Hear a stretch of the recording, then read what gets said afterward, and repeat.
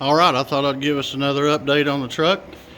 About got everything ready to go back together and put the bed on. So the bed's been all reworked. Bottom end had these type of supports and those stringers, and they were rusted out. We also had some metal work to do on the bed sides, basically all four corners. We got into this wheel well and had to replace metal in that wheel well. And again, down on this bottom and that bottom. But all the metal's been replaced, been bondoed up, painted. The bed's ready to sit back on. As far as the suspension, pulled everything off. We got rid of the old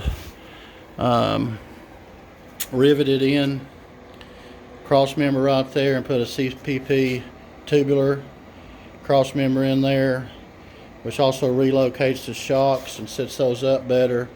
When you lower it down, which we put 3-inch lowering springs in, when you lower it down, it changes your shock angle. They're leaned over more, so this straightens them up.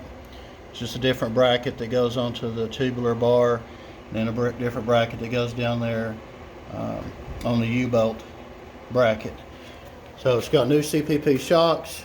We've also done adjustable panhard bar going across, and then we've got new fuel tank. This is a CPP.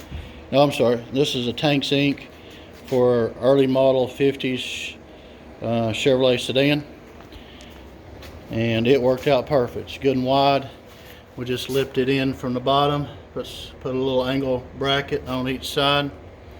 And the thing I love about this tank is, unlike a lot of them, it doesn't hang way down underneath the truck. It's nice and flush.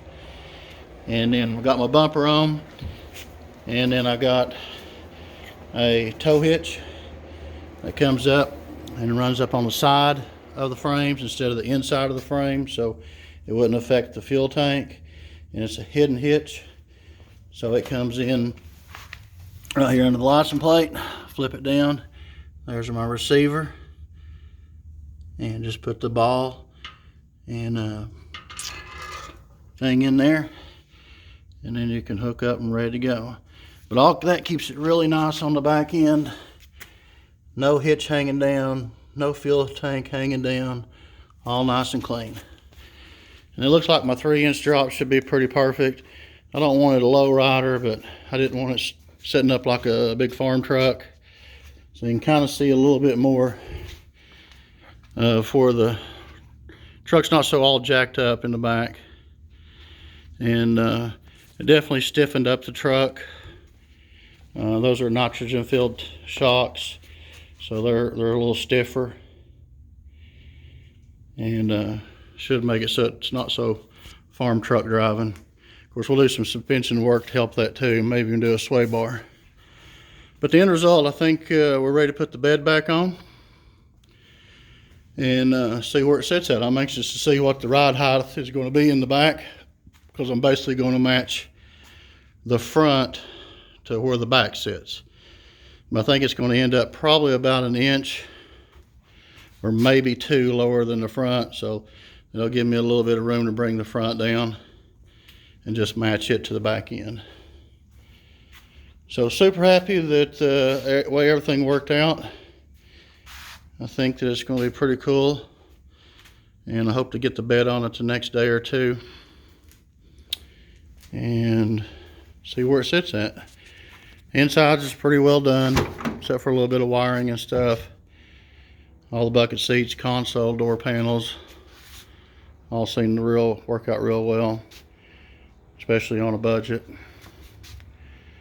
So yeah, getting closer and closer, making the old truck drivable. And the fuel tank is set up for EFI. It can run an external fuel pump. I just hooked it in old style right now until the LS motor goes in here. So get the bed back on, and it'll be kind of drivable, and we'll see what our next step is. Probably going to be tearing into the front end if I were guessing. But getting closer and closer, having a truck worth putting that motor in.